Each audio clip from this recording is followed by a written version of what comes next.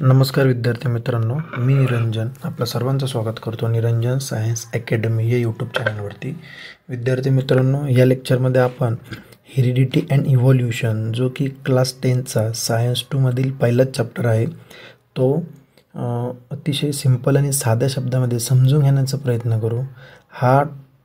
हे लेक्चर जरी जास्त डिटेलमध्ये जरी नाही झालं तर यामध्ये मी तुम्हाला तुमच्यासाठी PPT बनवलेले आहेत. त्यामध्ये बरेचसे पॉईंट्स आहेत, तुम्ही ते पॉईंट्स वाचून तुमचे नोट्स काढू शकता. तर यामध्ये बघा, हेरिडिटी अँड इव्हॉल्युशन या चित्रावरून तुम्हाला समजेल की इव्हॉल्युशन म्हणजे काय. तर इव्हॉल्युशन काय असतं, पार माकडापासून माणूस कसा निर्माण झाला, ही जी उत्क्रांती झालेली आहे. आजकाल आपण जेवढे पशु प्राणी हे जे सर्व गोष्टी बघतो, जेवढे काही लिव्हिंग थिंग्स बघतो, यांची उत्क्रांती कशी झाली. ओके, तर यात बघा, ह्या चॅप्टरमध्ये कोणते कोणते मेन पॉईंट्स आहे जे आपल्याला समजून घ्यायचे आहे. त्यात आहे हेरिडिटी अँड हेरिडिटरी चेंजेस असेल, ट्रान्सक्रिप्शन, ट्रान्सलेशन, ट्रान्सलोकेशन असेल, त्यानंतर इव्हॉल्युशन असेल, एव्हिडन्सेस ऑफ इव्हॉल्युशन असतील, Darwin's theory of natural selection असेल, लॅमार्किझम, स्पेशिएशन आणि ह्युमन इव्हॉल्युशन. हे वेगवेगळे टॉपिक आहेत जे आपल्याला या लेक्चरमध्ये किंवा ह्या पूर्ण चॅप्टरमध्ये समजून घ्यायचे आहेत. तर त्यामध्ये बघा, सर्वात पहिल्यांदा हेरिडिटी. तर हेरिडिटी म्हणजे काय बरं. Heredity is the transfer of biological characters from one generation to the next one. म्हणजे काय, द ट्रान्सफर म्हणजे काय, इकडून तिकडे जाणे, ट्रान्सफर होणे.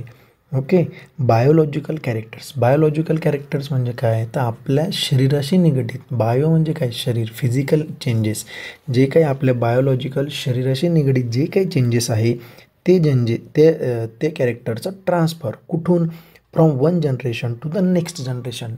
वन जनरेशन म्हणजे कोणते, आपल्या आईवडील असतील तर आपल्यापर्यंत, आपल्यापासून येणारी पुढची पिढी. ओके, म्हणजे ह्या एक पिढी, दोन पिढी, ह्या ज्या काही पिढी चालत आहे, ह्या कशामुळे चालत आहे, हेरिडिटीमुळे. हे कोणामुळे होतं, with the help of genes. Okay, so काय, the transfer of biological characters from one generation to the next one with the help of genes. त्यानंतर बघा, हिस्ट्री ऑफ जेनेटिक्स. या चॅप्टरमध्ये हेरिडिटी नेमकी आली कुठून, क्रोमोझोम म्हणजे काय, म्युटेशन म्हणजे काय, ह्या ज्या सर्व गोष्टी, या गोष्टी काय आपोआप झाडावरून पडल्या का, तर नाही. काही सायंटिस्ट आले, त्या सायंटिस्टने त्यांची थेरी मांडली, त्यांनी रिसर्च केला. ओके, मग तेच असे सायंटिस्ट आहे जे आपल्याला या चॅप्टरमध्ये पाहिजे. ओके, तर त्यातील पहिला सायंटिस्ट कोणता आहे, ग्रिगर जॉन मेंडेल. ओके, त्यांनी कशावर रिसर्च केला, त्यांचा स्टडीचा जो टॉपिक होता तो कोणता होता, जेनेटिक्स. काय होता, मॉडर्न जेनेटिक्स. त्याच्यामुळे त्यांना काय म्हटलं जातं, फादर ऑफ जेनेटिक्स. हा जो काही प्रश्न आहे, फादर ऑफ जेनेटिक्स, हा तुम्हाला MCQमध्ये 100% विचारण्याची शक्यता आहे.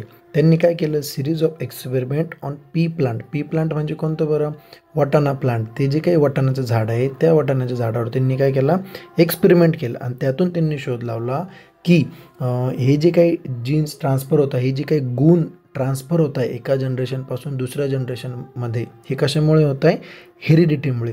तर कोणते कोणते गुण बरं, फॉर एक्झाम्पल, आईची जर कर्ली केस असेल तर मुलांचे पण असू शकतात, आपला स्किन कलर असेल, हाईट असेल, ह्या ज्या काही गोष्टी आहे, ह्या गोष्टी कशामुळे ट्रान्सफर होतात, तर हेरिडिटीमुळे होतात. ओके, नंतर आले ह्युगो डी व्राईज. हे 1901मध्ये आली आणि म्युटेशनल थेरी दिली, रिझन बेंड, सडन चेंजेस. आता म्युटेशनल थेरी वगैरे काय आहे, हे म्युटेशनमध्ये तुम्हाला समजेल थोडं पुढे. त्यानंतर 1902मध्ये वॉल्टर सुटॉन नावाचे सायंटिस्ट आले. त्यांनी काय केलं, स्टडी ऑफ क्रोमोझोम्स. तर क्रोमोझोम्स म्हणजे काय बरं, कुठे असतात क्रोमोझोम्स, तर बॉडीमध्ये असतो सेलमध्ये असतो न्यूक्लियसमध्ये असतो आपला, न्यूक्लियसमध्ये असतात क्रोमोझोममध्ये असतात मग DNA, जीन्स, न्यूक्लियोटाईड वगैरे. ओके, तर त्यांनी काय केलं, क्रोमोझोमची स्टडी केली. पण कोणत्या डायरेक्ट माणसांवर केला का, तर नाही, त्यांनी आधी ग्रासहोपरवर केला. ग्रासहोपर म्हणजे काय, नागतोडावर त्यांनी आधी प्रयोग केला. नागतोडाचे त्यांनी क्रोमोझोम शोधले, त्यानंतर माणसांचे शोधले. ओके, तर माणसांची क्रोमोझोमची पेअर आहे 23 आणि टोटल किती क्रोमोझोम्स ह्युमन बिंगमध्ये, तर 46. ओके, त्यानंतर आले ओस्टवाल्ड एव्हरी, मॅकलिन मॅकार्थी आणि कोलिन मॅकलिओड, असे 3 सायंटिस्ट आले. त्यांचा टॉपिक कोणता होता, DNA. त्यांनी काय सांगितलं, all the living organisms have genetic material the form of DNA. Okay, फक्त एक्सेप्ट व्हायरसेस. आणि त्यानंतर आले 1961मध्ये जेकॉब आणि मोनात. त्यांनी काय दिली? प्रोटीन सिंथेसिस दिली. त्यांनी काय दिलं? Protein synthesis. म्हणजे कसं? हे बघ, आपण जे काही अन्न खातो, पाणी पितो, याचं शेवटी काय तयार होतं? प्रोटीनच तयार होणार आहे. मग ते कशा पद्धतीने होतं, काय होतं, DNA मदतीने ती प्रोसेस कशी असती, ते या 3 सायंटिस्टने सांगितलं. त्यानंतर बघा, benefits of science of heredity. Science of हेरिडिटीचे बेनिफिट्स काय काय? ओके, आपल्याला हेरिडिटी तर माहिती, पण त्याचे फायदे किंवा बेनिफिट्स आपल्याला काय काय होऊ शकतात? तर बघा, पहिलं आहे डायग्नोसिस ऑफ हेरिडिटरी डिसऑर्डर्स. म्हणजे जे काही डिसऑर्डर असतात, ओके, त्यावर डायग्नोज होऊ शकतं, त्यावर ट्रीटमेंट होऊ शकते हेरिडिटीचा वापर करून. Okay, treatment of incurable hereditary disorder. म्हणजे असे काही डिसऑर्डर आहे जे क्युअर नाही होऊ शकत, ते याने होऊ शकतात. त्यानंतर prevention of hereditary disorders. Okay, आता बघा, त्यातील एक example, for example sickle cell anaemia. यात बघा, पहिली जी इमेज आहे त्यात काय? Normal red blood cells. म्हणजे आपल्या शरीरात ज्या RBC असतात त्यांचा असा गोल आकार असतो. परंतु जे काही डायग्नोज झालेले असतात, ज्यांना काही आजार असतो सिकल सेल ॲनिमिया, त्यामध्ये बघा त्यांच्या RBCचा जो काय आकार आहे तो चेंज होऊन जातो, तो पूर्णचा पूर्ण बदलून जातो. बघा, एकदम बनाना टाईप आकार होऊन गेलेला आहे. हा जो आकार चेंज होतो, हे नंतर ह्या ज्या गोष्टी ह्या सायन्स ऑफ हेरिडिटीच्या मदतीने आपण बऱ्याही करू शकतो. ओके, RBCमुळं काय होतं? मग RBC जर शरीरात कमी झालं तर आपली जी इम्युन पॉवर आहे ती कमी होते, आपल्याला थकवा लवकर येणं, आजारी पडणं, HB कमी होणे, या गोष्टींना आपल्याला मग फेस करावं लागतं. ओके, त्यानंतर बघा, production of hybrid varieties of animals and plants. Production of hybrid varieties. Hybrid varieties म्हणजे काय बरं? काहीतरी दोन वेगवेगळे ॲनिमल एकत्र करून जी काही नवीन स्पेसीज निर्माण करते त्याला. आता हे जे काही एक्झाम्पल, हे कोणाचं? टायगर आणि मेल लायनचं त्यांचं एकत्र करून हा जो काही लायगर आहे हा निर्माण होतो. आणि अजून काय? Industrial process in which microbes are use. बघा, इंडस्ट्रियल प्रोसेस म्हणजे काय?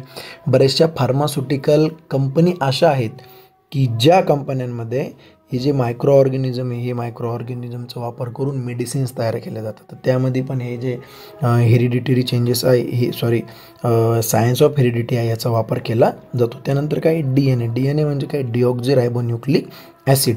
DNA कसा असतो बरं? ह्या प्रकारचा असतो, डबल हेलिक्स. ही जी काही स्ट्रँड आहे त्याला काय म्हणतात? डबल हेलिक्स म्हणा किंवा डबल स्ट्रँड म्हणा. बघा, 2 बॉर्डर आहेत त्याला. ओके, त्याला काय म्हणतो आपण? डबल हेलिक्स असो किंवा डबल स्ट्रँड असो. Each strand of this helix is made up of nucleotide. एक जी काही स्ट्रँड आहे, हिची एक जी स्ट्रँड आहे ती कशापासून बनलेली असते? न्यूक्लियोटाइडपासून. Okay, each nucleotide is made up of phosphoric acid. ती जी काही न्यूक्लियोटाइड ती कशापासून बनलेली असते? फॉस्फरिक ॲसिड असो, डिऑक्झिरायबो शुगर असो, नायट्रोजिनस बेस असो. ओके, त्यानंतर नायट्रोजिनस बेसचे परत 2 टाईप्स पडतात. कोणते? प्युरिन आणि पिरॅमिडिन. हे बघा, आता परत प्युरिनचे पुढे 2 टाईप, ॲडिनिन आणि ग्वानिन. आणि पिरॅमिडिनचे परत 2 टाईप, सायटोसिन आणि thymine. The adenine always pair with thymine with double hydrogen bond. बघा, ॲडिनाइन जो असतो तो थायमिनसोबत असतो, पण कसा असतो? 2 हायड्रोजन बॉन्ड त्यांच्यामध्ये प्रेझेंट असतो. ओके, आणि सायटोसिन जो असतो तो ऑलवेज पेअर विथ ग्वानिन, पण तो त्याचा हायड्रोजन बॉन्ड कितीचा असतो? Triple bond. ओके, मग ATCG. AT म्हणजे काय? इथे बघा, AT म्हणजे आता बघा, ॲडिनाइन. बघा, ॲडिनाइनचं कोणतं आहे? ग्रीन कलर आहे. थायमिनचं कोणतं आहे? ओके, थोडंसं व्हायोलेट आहे. बघा, मग त्याच्यासमोर थायमिनच आहे. ओके, मग ॲडिनाइनसोबत कायम कोण येतो? थायमिन येतो. आणि सायटोसिनसोबत कोण येतो? कायम ग्वानिन येतो. त्यालाच म्हणतात ATCG. ATCG. आणि ATमध्ये कोणता बॉन्ड असतो? हायड्रोजनचा डबल बॉन्ड. आणि CGमध्ये कोणता बॉन्ड असतो? Triple bond. Okay, I hope तुम्हाला इथपर्यंत समजलेलं असेल.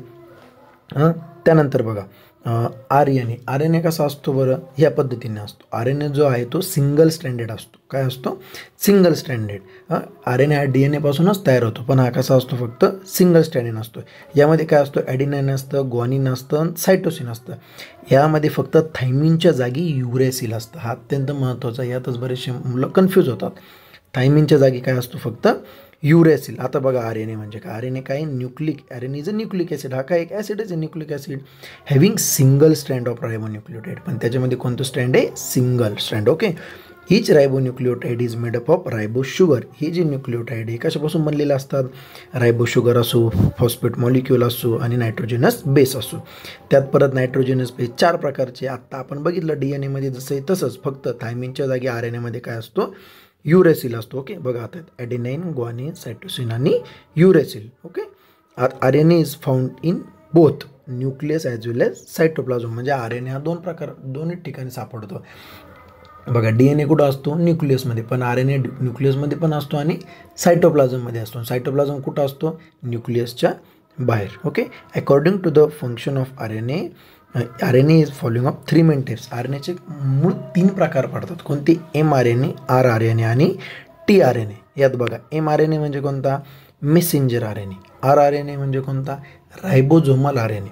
आणि tRNA म्हणजे कोणता, ट्रान्सपोर्ट RNA. म्हणजे तो काय करतो, ट्रान्सपोर्ट करतो इकडं. आता त्यात एक समजून घेऊ आपण. mRNA म्हणजे काय, मेसेंजर. बघा मेसेंजर म्हणजे काय, तो फक्त मेसेज पाठवतो.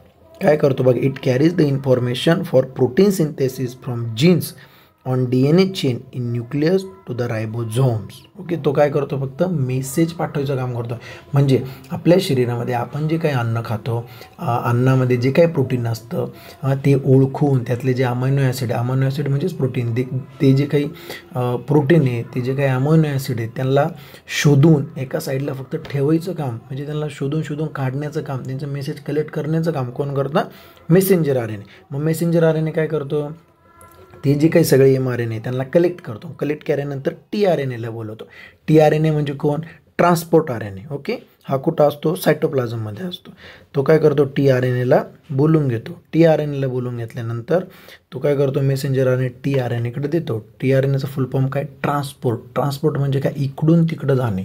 ओके, मग ट्रान्सपोर्ट RNA काय करतो, mRNAकडनं ते tRNA घेतो आणि ट्रान्सपोर्ट करतो. म्हणजे तो तिकडून घेऊन जातो. ते कोणाकडे घेऊन जातो, तो rRNAकडे. बघा tRNA काय दिलेले, tRNA is present in the cytoplasm. According to the message of the mRNA it carries the specific amino acid.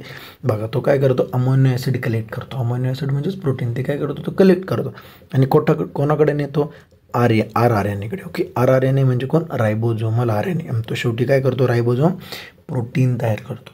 तुम्ही 8वीमध्ये शिकला तर रायबोझोमचं मेन फंक्शन काय, रायबोझोम काय करतो, प्रोटीन तयार करतो. ओके, काय आता इथे फक्त काय झालं, mRNA मग tRNA पाहिजे होतं आणि मग RNA, म्हणजे एक सिक्वेन्स चालते. ओके, तुम्हाला त्यांचे फंक्शन समजून घेणं अत्यंत महत्त्वाचं आहे.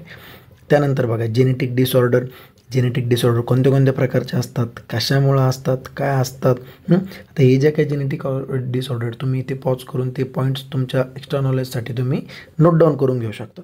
त्यानंतर बघा 3 कन्सेप्ट अत्यंत महत्त्वाच्या, ट्रान्स्क्रिप्शन, ट्रान्सलेशन आणि ट्रान्सलोकेशन. ह्या ज्या काही मेथड आहे अत्यंत महत्त्वाच्या आणि अत्यंत सोप्या पण आहेत. बघा ट्रान्स्क्रिप्शन म्हणजे काय, process by which a cell makes an RNA copy of a piece of DNA. म्हणजे काय, it is the process by which RNA get produce from from DNA. म्हणजे अशी प्रोसेस ज्या प्रोसेसमध्ये RNA तयार होतो, कोणापासून, DNA.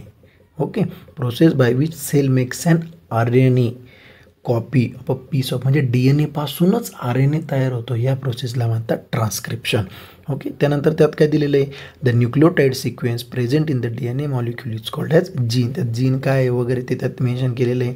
त्यानंतर genes control the structure and function of the cells. बघा जीन काय कंट्रोल करतं, स्ट्रक्चरल अँड फंक्शनिंग, जे काही सेलमधील पूर्ण फंक्शन आहे ते जीन कंट्रोल करायचं काम करतो. आता ही जी काही डायग्राम दिलेली, ही जे काही फिगर आहे त्यामध्ये दिलेले आहे बघा, ट्रान्स्क्रिप्शन म्हणजे काय, हा डबल हेलिक्स, जो डबल हेलिक्स आहे तो काय आहे, DNA, आणि त्यापासून बघा mRNA म्हणजे rRNA जो आहे तो तयार होतो, यालाच काय म्हणतात, ट्रान्स्क्रिप्शन.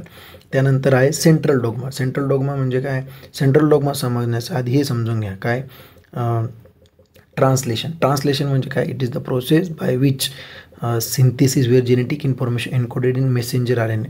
थोडक्यात ट्रान्सलेशन म्हणजे काय, RNA पासून प्रोटीन तयार होणं, synthesis of protein from RNA. म्हणजे बघा DNA पासून RNA तयार होतो, याला ट्रान्स्क्रिप्शन म्हणतात.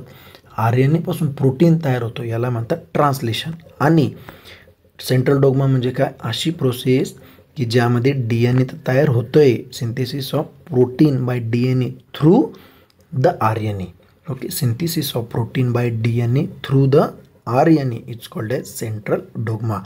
ओके, म्हणजे शेवटी तर DNA पासूनच प्रोटीन तयार होतोय, पण कोणाद्वारे होतोय? RNAद्वारे. त्यालाच काय म्हणतात? Central dogma. ओके, त्यानंतर ही जेनेटिक इन्फॉर्मेशन वगैरे म्हणजे DNA RNAबद्दल थोडंसं अजून माहिती तुम्ही वाचून घेऊ शकता. Triplet codon. ट्रिपलेट कोडॉन म्हणजे काय? थोडक्यात हे बघ, ही जी डायग्राम आहे आता थोडे ट्रिपलेट कोडॉन समजण्याच्या आधी तुम्ही ट्रान्सलेशन म्हणजे काय समजून घ्या. ट्रान्स म्हणजे काय? ट्रान्सपोर्ट होणे. लेशन म्हणजे काय? ट्रान्सलेशन म्हणजे थोडक्यात लोकेशन, त्याचं जे लोकेशन चेंज होणे, इकडून तिकडं सरकणे. The process of protein synthesis where the genetic information encoded in the messenger RNA. बघा, इकडून तिकडं ट्रान्सपोर्ट होणे. फक्त मेसेंजर RNA काय करतोय? ट्रान्सपोर्ट कलेक्ट करतो आणि tRNA काय सांगतो? इकडून तिकडून ट्रान्सपोर्ट करण्यासाठी सांगतोय. कोणाला?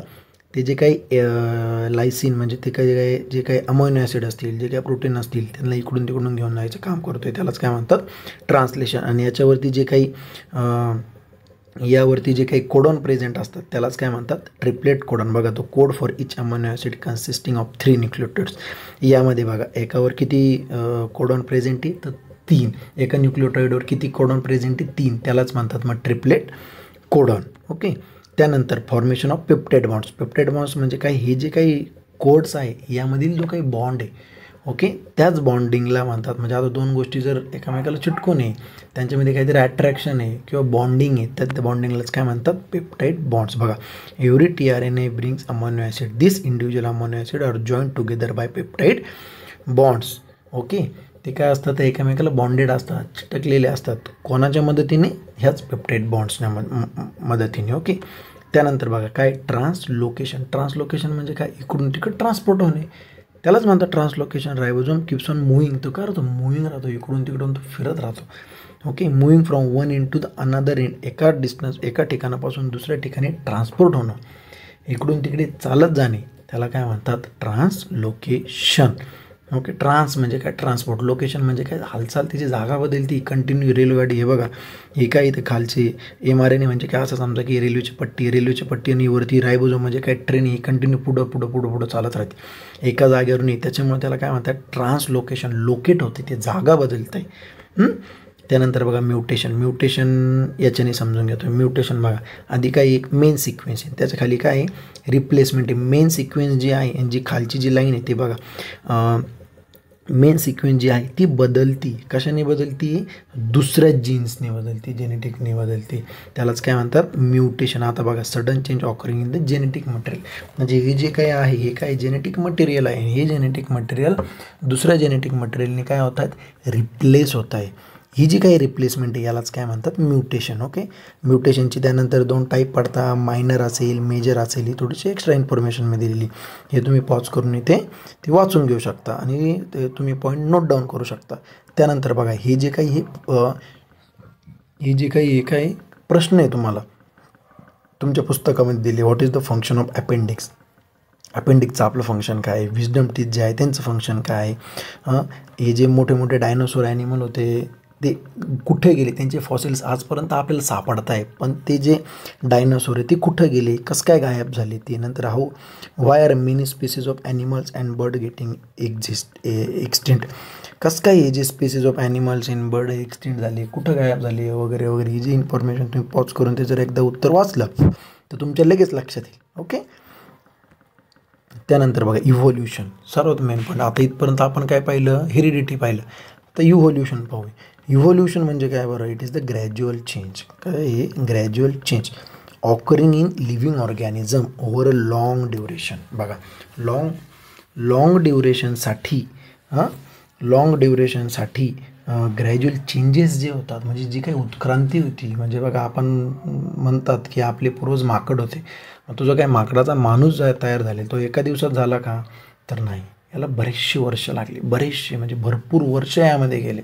हे एका दिवसाचं काम नाही आहे. त्याच्यामुळे इथं काय म्हटलेले? Over a long duration. Long duration म्हणजे जवळजवळ लाखो करोडो वर्ष लागले. आता तुम्हाला यामध्ये जे एक शेवटचा टॉपिक ह्युमन इव्होल्युशन, त्यामध्ये लक्षात येईल की किती वर्ष लागले, काय लागले. ओके, मग यामध्ये जे काही एक्स्ट्रा पॉईंट आहे ते तुम्ही वाचून घेऊ शकता, कारण की हा जो आपला काही लेक्चर आहे हा काही एकदम डिटेलमध्ये एक्सप्लेनेशनचा नाही आहे. हा एक रॅपिड फायरसारखा आहे. फक्त मला 15, 20, 25 मिनटात तुमची जी काही हा जो काही चॅप्टर आहे या चॅप्टरचा सार मला तुम्हाला समजून सांगायचा आहे. म्हणजे नेमकं या चॅप्टरमध्ये आहे काय ते. त्यानंतर बघा इव्होल्युशन जे झालं ते कशा पद्धतीने झालं, त्यात simple elements, organic, complex, mixture वगैरे हे पण तुम्ही पॉज करून वाचून घेऊ शकता. त्यानंतर रेंजिंग डायव्हर्सिटी ॲनिमल हे पण तुम्ही पॉज करून नंतर याच्या नोट्स वगैरे काढू शकता. त्यानंतर थेरी ऑफ इव्होल्युशनची जी थेरी ती कोणी दिली, त्यानंतर त्यामध्ये काय आहे, फर्स्ट लिव्हिंग थिंग कोण होता, कसा होता, प्रोटोप्लाझम वगैरे काय, युनिसेल्युलर ऑर्गॅनिझम कसे झाले, युनिसेल्युलरचे मल्टीसेल्युलर कसे झाले, नॅचरल सिलेक्शन म्हणजे काय, त्यांनी नेचरमध्ये कशा प्रकारे ॲडॅप्ट करून घेतलं हे पण यामध्ये दिलेलं आहे. त्यानंतर इव्हिडन्स. आता इव्हिडन्सेस हा एक महत्त्वाचा मुद्दा आहे की तुम्ही म्हणता इव्होल्युशन झालं, माणसाचा माकडाचा माणूस झाला तयार वगैरे वगैरे. अरे पण त्याचे इव्हिडन्सेस काय, त्याचे पुरावे काय, पुरावेशिवाय तर आजकाल कोर्टात केसही चालत नाही, काहीच चालत नाही, कोणी काही असो, पुरावा अत्यंत महत्त्वाचा. तसंच ही जर एवढी मोठी गोष्ट आहे, तुम्ही म्हणता इव्होल्युशन, अरे पण त्याचा पुरावा काय. ओके, तर ते पुरावे आपल्याला या चॅप्टरमध्ये बघायचे. ओके, तर ते जे काही पुरावे, ते काही 1-2 पुरावा आहे का नाही, तर ते वेगवेगळे जवळजवळ 6 प्रकारचे पुरावे आहेत. ते पुरावे किंवा एव्हिडन्सेस आपण या चॅप्टर आत्ता आपण ते पाहूया.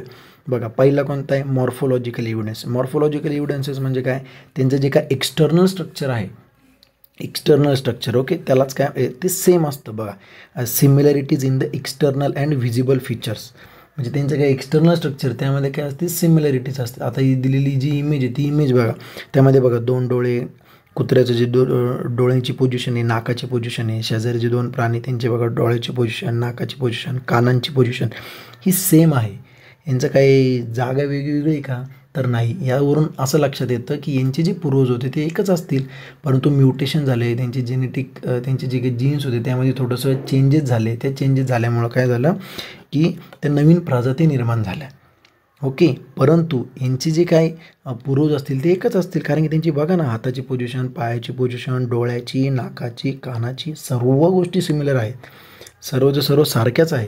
आपण जर पोळ्या करायला घेतल्यात घरामध्ये, आपण जर पोळी बनवतोय एखादी पोळी गोल आली, एखादी चौकोन आली, एखादा भारताचा नकाशाच तयार झाला, अशी जर तिची डिझाईन बदलली, म्हणजे ती काही पोळी नाही का, नाही ना, ते तर पीठच आहे ना. म्हणजे मूळ तर काय आहे, गहूच आहे ना, बरोबर आहे नाही. म्हणजे त्यांचे पूर्वज तर एकच आहे, गहू तर गहूच आहे, त्याचा शेप कसाही असो तसंच आहे, यांचे पूर्वज एकच होते, पण त्यांचे एक्सटर्नल चेंजेस म्हणजे पोळी लाटताना त्याची काही चुकी झाली.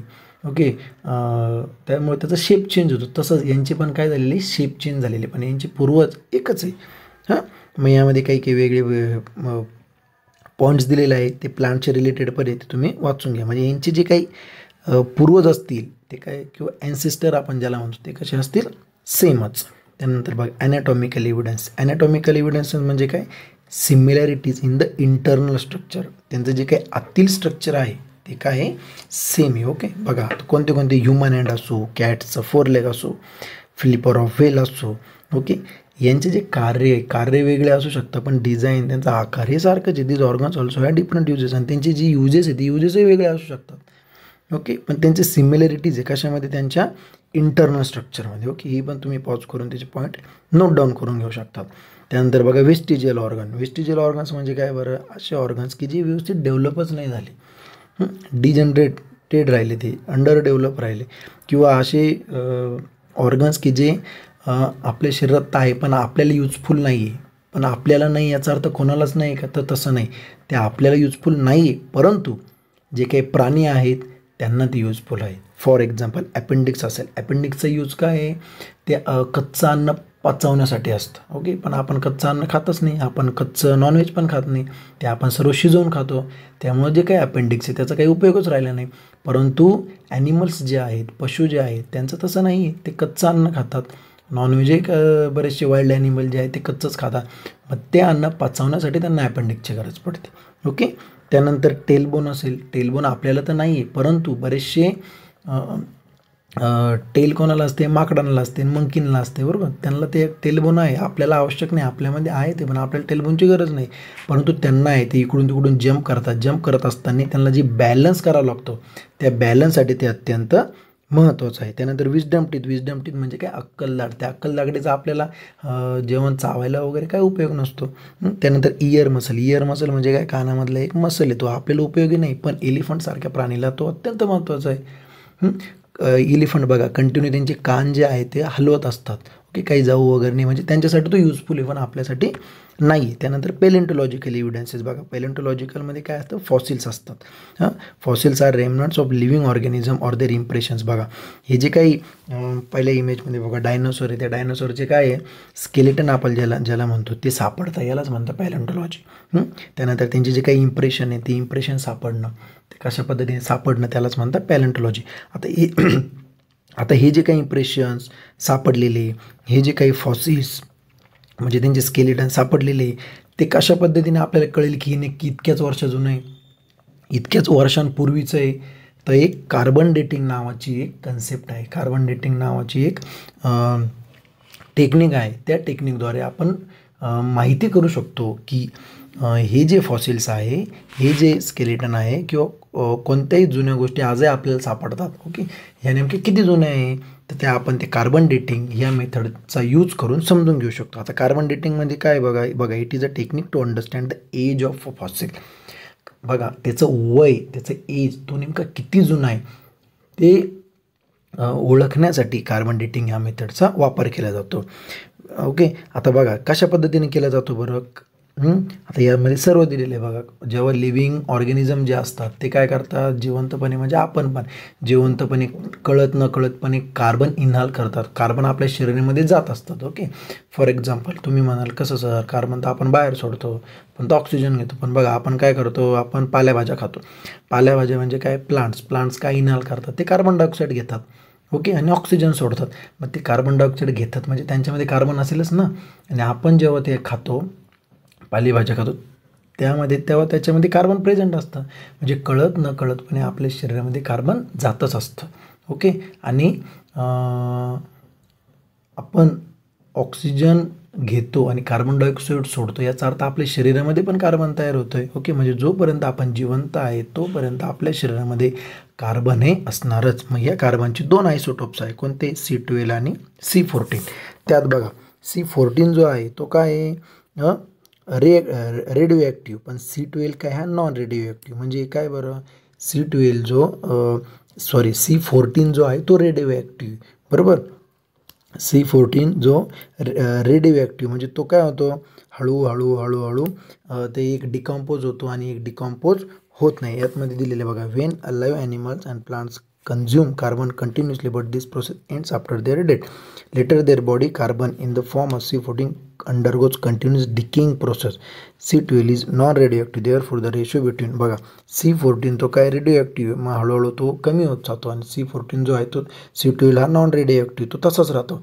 मग ह्या दोघांचा रेशो काढला जातो. ओके, म्हणजे तो कार्बन एक ठिकाणी कमी होत चालला आहे, एका ठिकाणी तो तसाच राहतोय. मग त्या दोघांचा रेशो काढून आपल्याला त्यांचं जे काही एज आहे ते एज समजून घेण्यामध्ये मदत होते. त्यानंतर याची जे कार्बन डेटिंग याचा यूज कुठं केला जातो, पॅलेंटोलॉजीमध्ये असेल, अँथ्रोपॉलॉजी असेल, नंतर ह्युमन फॉसिलचं एज ओळखण्यामध्ये असेल, आणि अजून 2-3 पॉईंट ते तुम्ही पॉज करून वाचून घेऊ शकता. त्यानंतर बघा विलार्ड लिब्बी हे कोण होते, हेच ते सायंटिस्ट आहे, त्यांनी ही कार्बन डेटिंग मेथड डेव्हलप केली, कार्बन डेटिंग टेक्निक शोधून काढली. बघा Willard Libby develop the technique of carbon dating method. Okay, ती कशावर डिपेंड असते, रेडिओ ॲक्टिव्ह डिकेवर संपूर्णपणे. ओके, त्यानंतर कनेक्टिंग लिंक्स म्हणजे काय बरं, 2 प्रकारच्या ऑर्गॅनिझम म्हणजे एक प्रकारचा ऑर्गॅनिझम 2 वेगवेगळ्या मॉर्फोलॉजिकल कॅरेक्टर्स एकामध्ये शो करतो. बघा definition, some organism share morphological characters of 2 groups, म्हणजे 2 वेगवेगळे ग्रुप्सचे कॅरेक्टर्स तो त्यामध्येच काय करतो, शो करतो, त्याला काय म्हणतात, कनेक्टिंग लिंक्स. आता बघा काय येतात एक्झाम्पल, पेरिपेटस असेल, डकबिल असेल, लंगफिश. आता यामध्ये आपण लंगफिशचं उदाहरण घेऊ.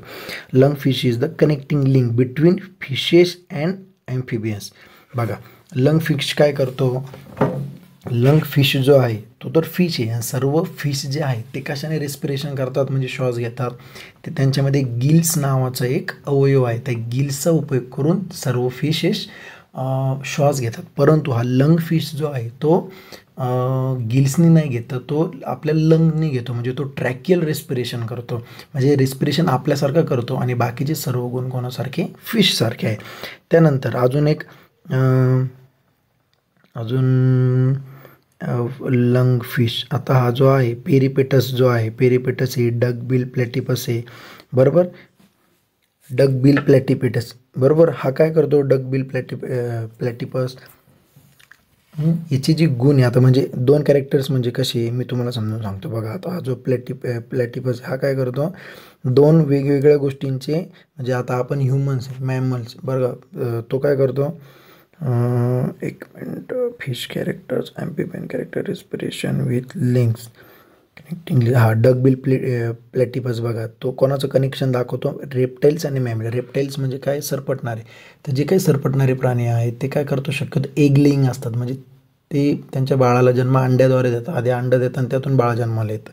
ओके, पण हा डकबिल कसा आहे, हा मॅमल्सचं काम करतो. कशाचं काम करतो, मॅमल्सचं. म्हणजे तो सरपटणारा तर आहे पण बाळ जन्माला घालताना विदाऊट अंडा देतो. म्हणजे आपण तर कसे जन्माला, आपण काय अंड्यातून आलो आहे तर नाही, आपण डायरेक्ट आलो आहे. त्याच पद्धतीने तो त्याचे जे मुलं होतात ते अंड्याद्वारे होतात का, तर नाही. ओके, त्यालाच म्हणता मग कनेक्टिंग लिंक्स, म्हणजे 2 वेगवेगळ्या ग्रुपचे कॉम्बिनेशन एकामध्ये असणे. हे त्याचे एक्झाम्पल आहे. हा लंगफिश असेल, पेरिपेटस असेल आणि प्लॅटिपस असेल. ओके, त्यानंतर एम्ब्रोलॉजिकल एव्हिडन्सेस. एम्ब्रोलॉजिकल एव्हिडन्सेस म्हणजे असे बघा, all vertebrate embryo show extreme similarities during initial stage of development, म्हणजे डेव्हलपमेंटमध्ये त्यांच्या सिमिलॅरिटीज असतात. आता त्यात बघा फिश असेल, टॉर्टॉईज, चिकन, पीक, काऊ, रॅबिट, म्हणजे त्यांची सुरुवात बघा, सुरुवात जी आहे त्यामध्ये सर्व सारखेच दिसत आहे. ओके, फिश असेल, टॉर्टॉईज, चिकन, पीक, काऊ, रॅबिट, पण मग पहिल्या डेव्हलपमेंट, पण दुसऱ्या डेव्हलपमेंटमध्ये त्यांच्यामध्ये थोडासा चेंज होतो आणि तिसऱ्यामध्ये ते संपूर्ण कळतात. एम्ब्रोलॉजिकल एव्हिडन्सेस म्हणजे इट डिपेंड्स ऑन व्हर्टिब्रेट, त्यांच्या व्हर्टिब्रेट्स पाठीचा जो कण आहे त्यावरून आपण त्याचा अंदाज काढू शकतो. बघा, त्यानंतर Darwin's theory of natural selection ही कोणी दिली, डार्विन्स. ओके, पूर्ण जे काही इव्होल्युशन आहे, ओके, ते डार्विन्सला म्हटलं. हे पण तुम्ही पॉज करून वाचून घेऊ शकतात. त्यानंतर त्याचं जे इम्पॉर्टन्स आहे थेअरी ऑफ नॅचरल सिलेक्शन, हे पण वाचून घेऊ शकतात. त्यानंतर त्या डार्विन्सवर बरेचसे ऑब्जेक्शन ठेवण्यात कोणते ऑब्जेक्शन आहे तुम्ही वाचून घेऊ शकता. आता बघा, आता कोणता सायंटिस्ट आहे, लॅमार्किझमने काय केलं की त्यांनी एक प्रिन्सिपल मांडला. त्यामध्ये त्यांनी यूज आणि डिसयूज ऑफ ऑर्गन्सची अशी एक थिअरी मांडली. म्हणजे कसं बरं, आता हे बघा कशाचं एक्झाम्पल आहे, elongation of neck of giraffe, म्हणजे जिराफची जी काही नेक आहे ती कशा पद्धतीने वाढली ते दाखवलेलं आहे. म्हणजे आधी बघा झाडच नव्हतं, एकदम खाली जो ग्रास होता तो जिराफ खायचा. नंतर त्यांनी थोडीशी मान उंच करून थोडंसं उंच झाडाचा पाला खाण्याचा प्रयत्न केला. त्या पद्धतीनेच पुढं आणि हळूहळू तिची जी काही नेक आहे ती वाढत गेली. ओके, या पद्धतीचं कोणी सांगितलं, सगळं लॅमार्किझमने. ओके, आता हे जे आहे, आता हे बरेचसे सायंटिस्टनी मान्य केलं, काहींनी मान्य नाही केलं.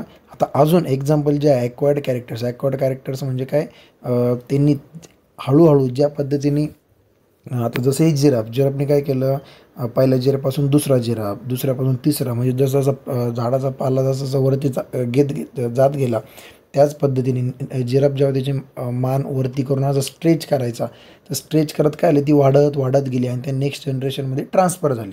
त्यालाच काय म्हणतात, ॲक्वायर्ड कॅरेक्टर्स. ओके, मग यामध्ये giraffe extended the neck for browsing on leaves. हे जे पॉईंट्स आहे मी आता तुम्हाला मराठीमध्ये सांगितलं तेच पॉईंट आहे त्यात.